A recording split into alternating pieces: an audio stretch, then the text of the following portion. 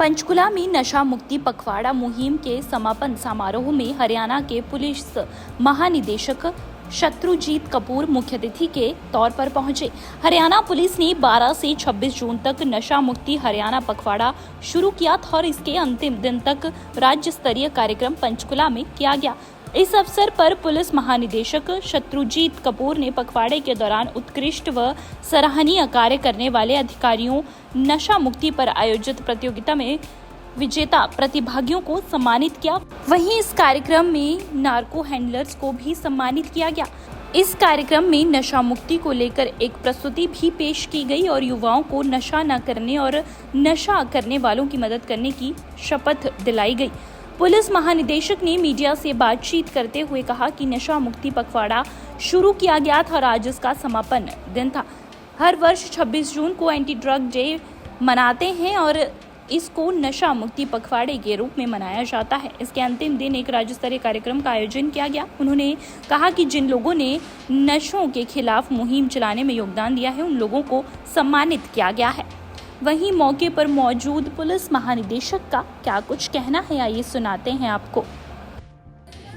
आज ये नशा मुक्त पखवाड़ा उसका अंतिम दिन था और नशा एंटी ड्रग डे 26 जून जो हर वर्ष हम मनाते हैं और पिछले 15 दिन पूरे भारत में नशा मुक्त पखवाड़े के रूप में मनाया गया और आज उसी के अंतिम दिन ये बड़ा फंक्शन स्टेट लेवल का यहाँ पंचकुला में आयोजित किया गया, जिसमें पूरे प्रांत में वर्ष भर में जिन लोगों ने नशे के खिलाफ मुहिम चलाने में बड़ा योगदान दिया है तो उन सभी ऐसे लोगों को सम्मानित किया गया और एक बेहतरीन प्रस्तुति राम गुरुकुल गमन के रूप में स्कूल और कॉलेज के बच्चों को आज यहाँ दिखाई गई और जिसके माध्यम से ये बताया गया कि कैसे जो आधुनिक जीवन में असुर का काम करते हैं नशा और साइबर क्राइम्स, इनसे हमें कैसे बच के रहना है।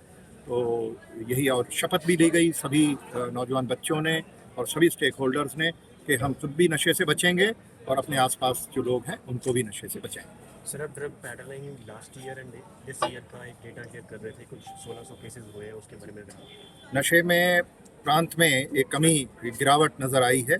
वो है कि पिछले पूरे वर्ष में करीब 3800 से भी ज़्यादा NDPS एक्ट के तहत मुकदमे दर्ज किए गए और जो अब आधे वर्ष में लगभग 6 महीने होने वाले हैं, 4 दिन बचे हैं और इस अवधि में करीब 1600 मुकदमे दर्ज किए गए हैं। तो इसमें काफ़ी गिरावट दर्ज की गई है जो कि एक अच्छी बात है और नशे की जो उपलब्धता है हमारे समाज में उसमें कमी को इंगित करती है। आपने एक बात और कही कि कुछ गांव भी नशा मुक्त किए गए हैं, कौन कौन से गांव हैं? एक बड़ी मुहिम हरियाणा पुलिस ने चलाई है और इसमें फतेहाबाद और सिरसा 2 ऐसे ज़िले हैं जो हमारे पंजाब से लगते हुए ज़िले हैं और यहाँ पर नशे की समस्या बाकी ज़िलों की अपेक्षा में थोड़ी ज़्यादा रही है। वहाँ पर एक नशा मुक्त गाँव का अभियान चलाया गया और जनवरी माह से लेकर अब तक 100 से भी ज़्यादा गांव और शहरों में वार्ड उनको नशा मुक्त घोषित किया गया है। ये वो गांव हैं जिनमें पंचायतों की मदद से और सभी लोगों की मदद से, निवासियों की मदद से नशा बेचने वालों को नशा बेच की जो उसकी सेल है उसको पूरी तरह से बंद किया गया है और जो नशा करते हैं ऐसे सभी लोगों का नशा छुड़वाया गया है और उनका इलाज शुरू करवाया गया है। तो एक बड़ी पहल है और इसको हम आगे बढ़ाते हुए प्रयास ये है कि पूरे के पूरे ज़िले जो हमारे ये हैं इनको हम नशा मुक्त इसी वर्ष में कर पाएंगे। ये सभी इसका कोई किसी पर्टिकुलर ड्रग का सबका अपना अलग अलग पैटर्न है। कुछ नशा अक्रॉस द बॉर्डर वहाँ से आता है जो पंजाब के माध्यम से हमारे यहाँ तक पहुँचता है। कुछ ऐसा है जो मध्य भारत की तरफ से या कोस्टल इंडिया से भी बहुत सारी ऐसी खेप पकड़ी जाती हैं तो वो अलग अलग राज्यों से आते हैं। तो किसी भी एक राज्य के बारे में बात करना सही नहीं होगा।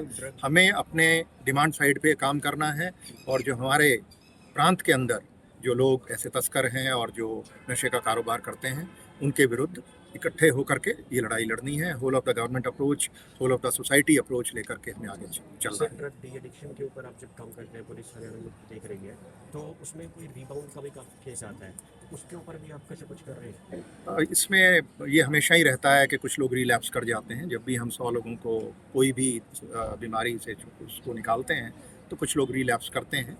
ये मेडिकल साइंस का एक हिस्सा है और वो लोग डॉक्टर्स इसके बारे में डील करते हैं। सोसाइटी के तौर पे हमें ऐसे लोगों को और ज़्यादा सपोर्ट करनी है ताकि उनको हम पूरी तरह से उनका ये नशा उनको नशे से उसको छुड़वा सकें। अब नेक्स्ट बात तीन नए आपराधिक कानून जो 1 जुलाई से शुरू होने जा रहे हैं उनको लेके क्या? 3 नए कानूनों के बारे में हम पूरी तरह से तैयार हैं। 1 जुलाई से ये आपको पता है कि ये प्रभाव में आ जाएंगे और बहुत सारे बदलाव इन तीनों कानूनों के माध्यम से आने वाले हैं और उसके लिए गवर्नमेंट ऑफ इंडिया के लेवल पे बहुत सारे इनिशिएटिव्स लिए गए हैं और हमारे यहाँ भी जो रेगुलेशन में बदलाव होने थे वो किए गए हैं। ट्रेनिंग बहुत बड़े स्तर पर की गई है और करीब 17,000 पुलिसकर्मियों को हम अब तक इसमें प्रशिक्षण दे चुके हैं नए कानूनों का। और जो हमारे 13,000 के करीब अन्वेषण अधिकारी हैं, इन्वेस्टिगेटिंग ऑफिसर्स हैं, वो लगभग सभी अब तक उनकी ट्रेनिंग हो चुकी है और जो 4 दिन बचे हैं, इनमें जो बचे हुए लोग हैं उनकी भी पूरी ट्रेनिंग करा करके इन कानूनों को प्रभावी तरीके से हम एनफोर्स करें। किस तरह से अलग मानते हैं आप इन कानूनों को जो पुराने कानून? इसमें टेक्नोलॉजी पे बहुत जोर है और समयबद्ध किया गया है बहुत सारी प्रक्रियाओं को। ट्रायल का जो हमारा एक प्रोसेस है वो काफ़ी लंबा होता था, उसको समयबद्ध करने का प्रयास किया गया है।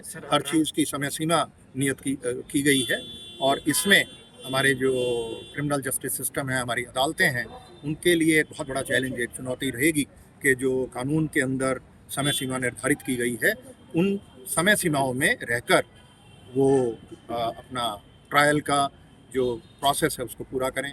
और जहाँ तक पुलिस का सवाल है तो बहुत सारी टेक्नोलॉजी की उसमें रिक्वायरमेंट्स आई हैं, उसके लिए हमने ट्रेनिंग दी है और समय जो इन्वेस्टिगेशन में लगता था वो पहले भी ज़्यादा नहीं लगता था। एवरेज हमारी बहुत कम है, करीब 3 महीने के अंदर ही सारी इन्वेस्टिगेशन औसतन पूरी करके हमारी वो अदालत में दे दी जाती हैं।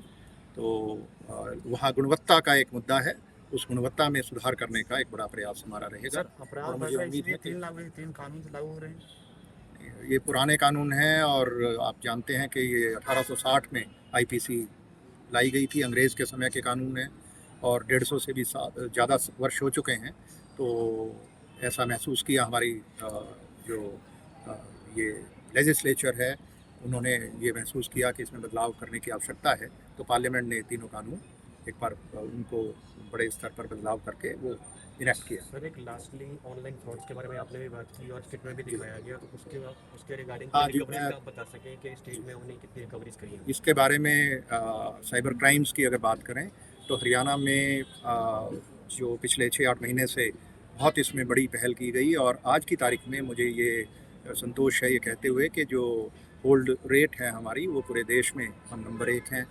अभी भी उसमें बहुत गुंजाइश है इम्प्रूवमेंट आने की, लेकिन एक समय था जब हम 8-10% से ज़्यादा उस पैसे को ब्लॉक नहीं कर पाते थे, लेकिन आज स्थिति ये है कि जो कंप्लेंट्स हमारे पास 4 से 6 घंटे में आ जाती हैं उसमें लगभग 60 से 80-90% तक हमारी जो सक्सेस रेट है पैसे को ब्लॉक करने में। और करीब 9 बड़े बैंक ऐसे हैं जिनके नोडल अफसर हमारी टीम के साथ बैठते हैं और उससे जो कोऑर्डिनेशन इम्प्रूव हुआ और जो I4C एक बड़ी व्यवस्था जो केंद्र सरकार ने, मिनिस्ट्री ऑफ होम अफेयर्स ने बनाई है, उसमें हमारी जो भागीदारी है वो बड़ी है और वहाँ भी हमारे कुछ अधिकारी हमने वहाँ तैनात किए हैं और हमारा जो स्टेट का साइबर क्राइम कंट्रोल सेंटर है वहाँ पर भी एक बड़ी टीम बैठ करके 1930 हेल्पलाइन, उस पे जो भी इंफॉर्मेशन आती है, जो 250 के करीब लोग जिनके साथ ठगी होती है हर रोज़, उस पे पूरा प्रयास रहता है कि उस पैसे को ब्लॉक किया जा सके और उन लोगों को पकड़ा जा सके। तो इसमें महत्वपूर्ण उपलब्धियां रही हैं, आंकड़े अभी मेरे पास नहीं हैं, लेकिन जो मार्च के महीने में ही हम नंबर 1 आ गए थे, जो आंकड़े हमारे जारी करती है मिनिस्ट्री ऑफ होम अफेयर्स, उसके हिसाब से, और तब से ही वो स्थिति हमने मेंटेन की है और मुझे उम्मीद है कि हम उससे और बेहतर करते हुए जो ज़्यादा से ज़्यादा पैसा ब्लॉक करने का काम करेंगे। लेकिन ये जो लालच और डर, ये 2 ऐसी भावनाएं हैं जिनके वशीभूत होकर लोग ठगे जाते हैं। तो इसमें हम सब, आपके माध्यम से मैं अपील करना चाहूँगा कि कोई फ्री लंच नहीं होता दुनिया में।